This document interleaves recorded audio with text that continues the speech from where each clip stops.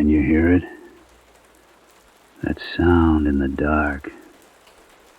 Clack, thump, clack, thump.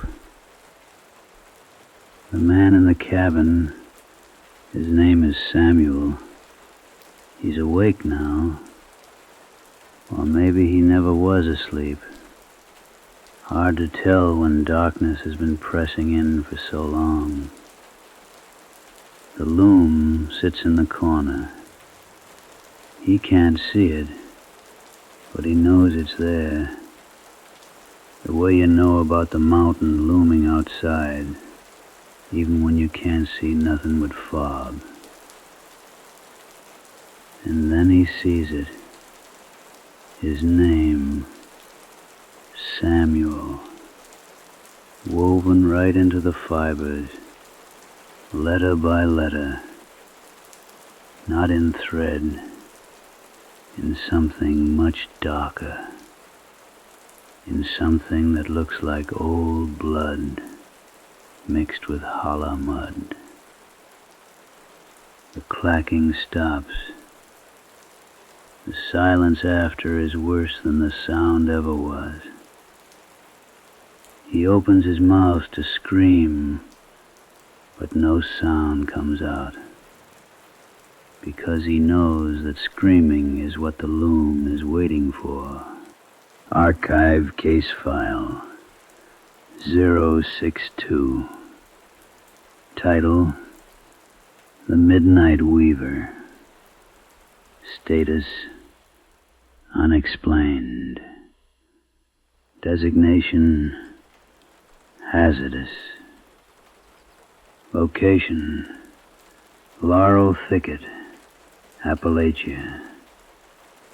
Remote holler where the sun barely touches the ridgeline. Date recovered. Redacted. What follows is the account of Samuel Ware, recorded before he stopped writing altogether. The drive up the holler takes longer every time you make it. The road gets worse. The trees get thicker. Your heart gets heavier. Samuel left Laurel Thicket 30 years ago when he was 17. Packed a single bag and caught a ride down the mountain. Told his grandmother he'd be back for Christmas. He never came back. He came back in late October, when the leaves had turned to the color of old paper and ash, when the air smelled of rot and dampness, and the particular loneliness of mountains in fall. His grandmother, Elspeth Ware, had passed 2 months prior. The lawyer's letter took 5 weeks to find him. By the time he read it in a gas station parking lot in Cincinnati, she'd been in the ground nearly as long. But there was the cabin, his now. And there was the matter of her things.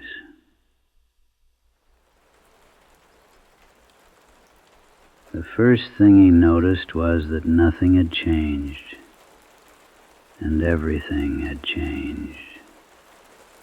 The cabin stood where it had always stood, right where the holler opened into a small clearing. The laurel grew so thick around it that it formed walls, natural walls, keeping the outside in, keeping whatever was inside out. The wood was gray with age. The porch sagged. The well out front still had its crooked rope with the bucket at the end. But the air around it felt different. Samuel sat in his car for a long time, just looking. The engine ticked soft and cooled. Leaves rattled in a wind he couldn't quite feel. There was smoke coming from the chimney. He was certain of it.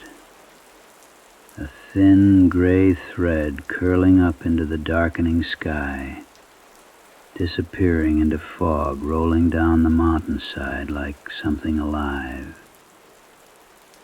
But when he blinked, the smoke was gone.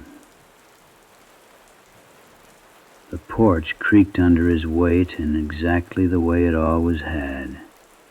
High, then low, then settling.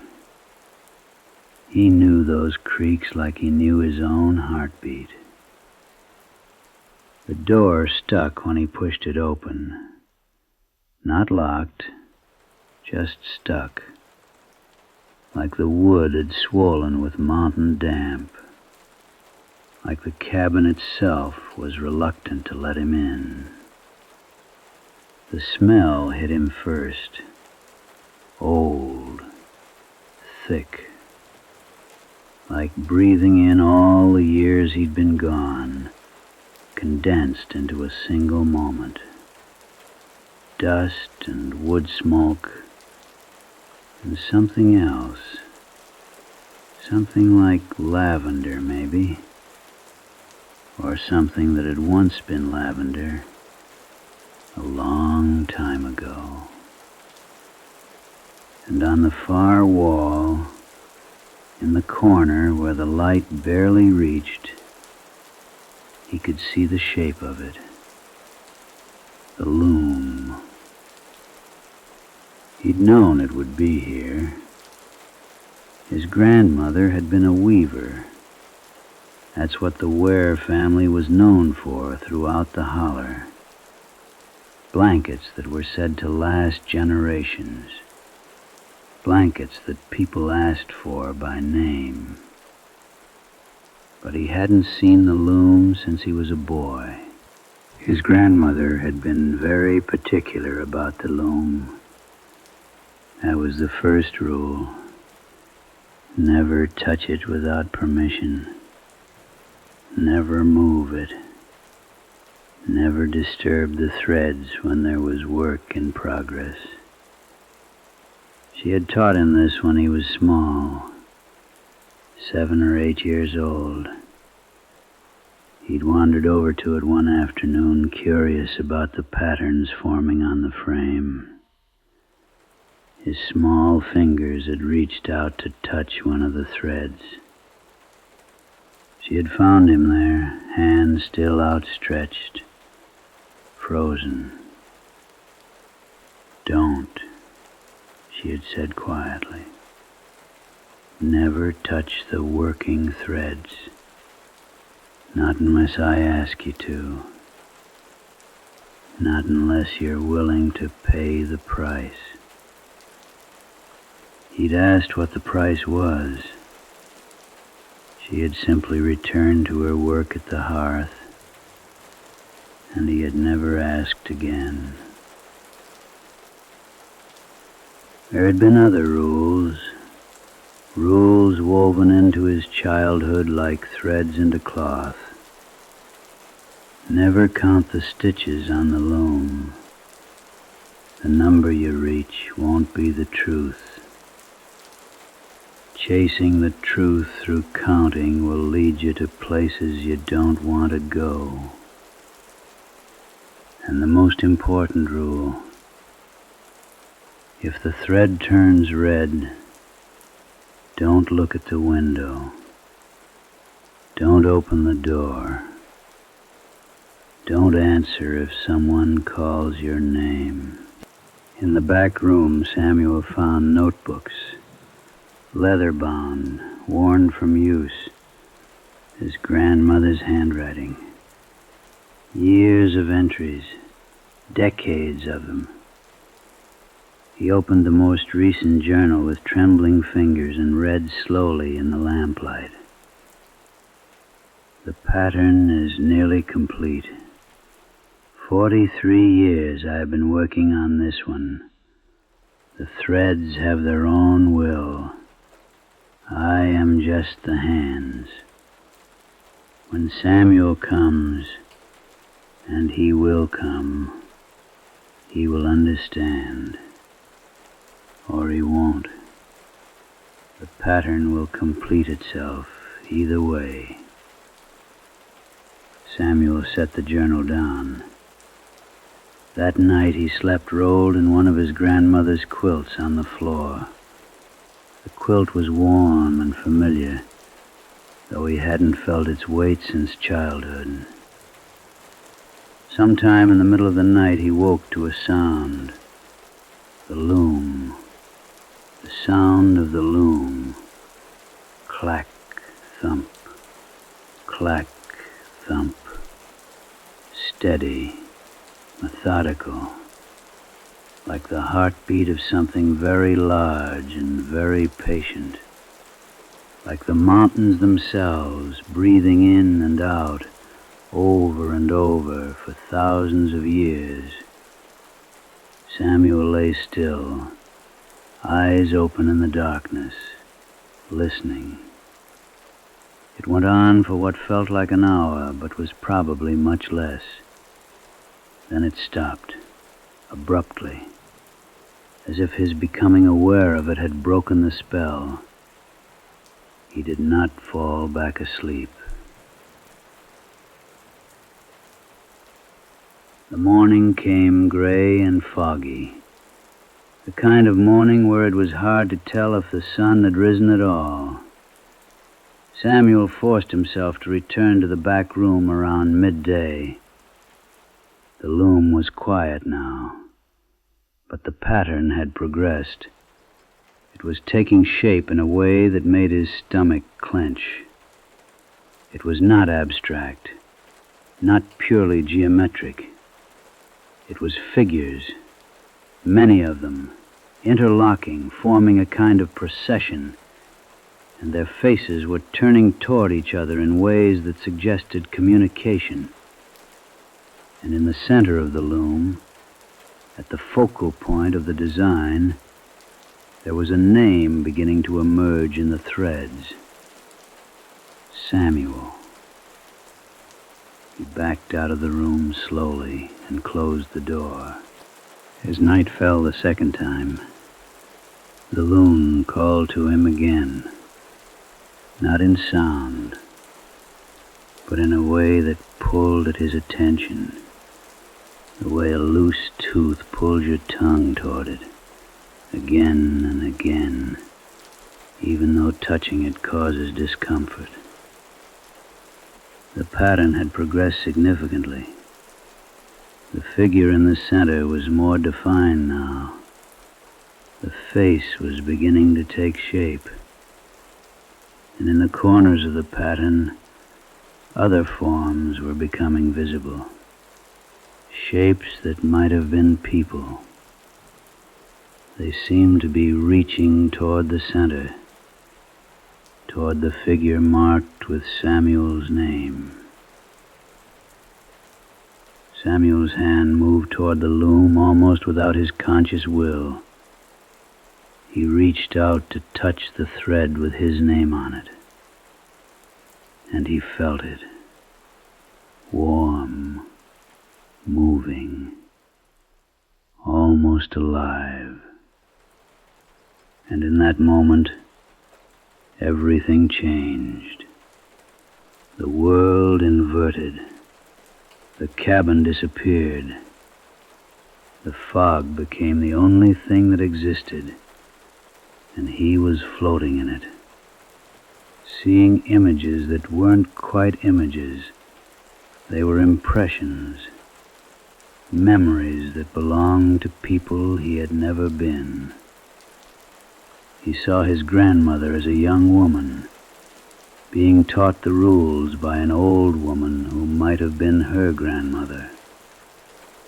He saw hands, his grandmother's hands of countless Ware women stretching back through time, working threads through a loom, creating patterns, weaving names, completing designs. He saw blankets leave the loom, finished and whole. And he saw what happened when someone took that blanket into their home, how the pattern became part of their story, how the threads knotted the ends of lives, sometimes gently, sometimes violently, but always with purposeful inevitability. He saw himself coming up the mountain, pulled by gravity he didn't understand, and he saw what came next. When the vision released him, Samuel was on his knees in front of the loom. The pattern was complete, done. The final thread had been woven into place. The blanket came off the loom the next afternoon. Samuel did not take it off himself. The threads simply released, as if they had been waiting for permission, and the finished work fell free into his hands. It was heavy, much heavier than a blanket should be. He spread it out on the kitchen table. The pattern was exquisite, intricate beyond what seemed possible. The design seemed to shift as you looked at it, telling different stories depending on the angle of your vision. At its very center was the figure marked with his name, surrounded by others, all reaching toward him, all part of the same endless pattern. The colors were natural, dyes made from plant matter, extracted from the very mountains surrounding the cabin. Earth tones primarily, browns and greens and grays, but woven throughout with threads of a color that could have been blood. Samuel carried the blanket to the back room and set it carefully on a shelf where it would be safe, protected, not destroyed, never destroyed, but set aside. On the fourth night he heard the sound of the loom again. Clack, thump, clack, thump. But the loom was empty. The frame was bare. The threads were gone, woven into the blanket now. Yet still he heard it. He sat very still in the darkness, listening to the rhythm, and realized with growing dread that the sound wasn't coming from the back room anymore. It was coming from inside his own chest. His heartbeat had taken on the rhythm of the loom, over and over, steady and relentless. When the fog came that night, it came different than before. It pressed against the windows so hard that the glass seemed to bow inward. It was so thick that he couldn't see past his own reflection. And in that reflection, he could see something else, something moving in the fog behind him. Multiple figures, shapes that might have been people. They were standing at the edges of the clearing, at the boundary between the known world and the wild land beyond. They were waiting. Samuel did not turn around. His grandmother had taught him well. The rules had reasons. The reasons were older than words. He moved to the hearth and built the fire higher. Around midnight, he heard his name called. It came from outside, from somewhere in the fog, a voice that sounded almost like his mother's, almost like his grandmother's. "Samuel, Samuel, come out, Samuel." The voice was not unpleasant. It was almost musical. There was a kind of love in it. But he had understood enough. He understood what it meant when your name was called from the fog. He did not go out. He sat by the fire and waited, listening to the voice call his name over and over, each time from a slightly different direction, as if the thing in the fog was moving in a circle around the cabin, drawing closer with each repetition. Toward dawn, the voice finally ceased. The fog began to thin just slightly. Samuel has been in the cabin for 6 days now, maybe longer. Time feels strange here. Time moves different in the hollers. He has stopped trying to leave. The car won't start. The roads wind back toward the cabin instead of away from it. The fog doesn't lift. He has begun, without quite consciously deciding to unspool new threads, to restore the warp, to prepare the frame for the next pattern. It's not something he decides consciously. His hands just move, and the threads fall into place, and the loom begins to take shape again, waiting for the work to resume. Samuel understands now what it means to be a Ware, what it means to carry this gift, this burden, this terrible, beautiful inheritance. When someone comes up the mountain, and they will come, he can feel it in the pattern of the loom, weaving into the future. He will show them the blanket. He will teach them the rules. He will show them what it means to be woven into something larger than themselves. The fog outside never fully clears. It just ebbs and flows, always present, always waiting. Because that's what we do in the Ware family. We weave. We complete the patterns. We carry the threads forward into the next generation. This is not a curse.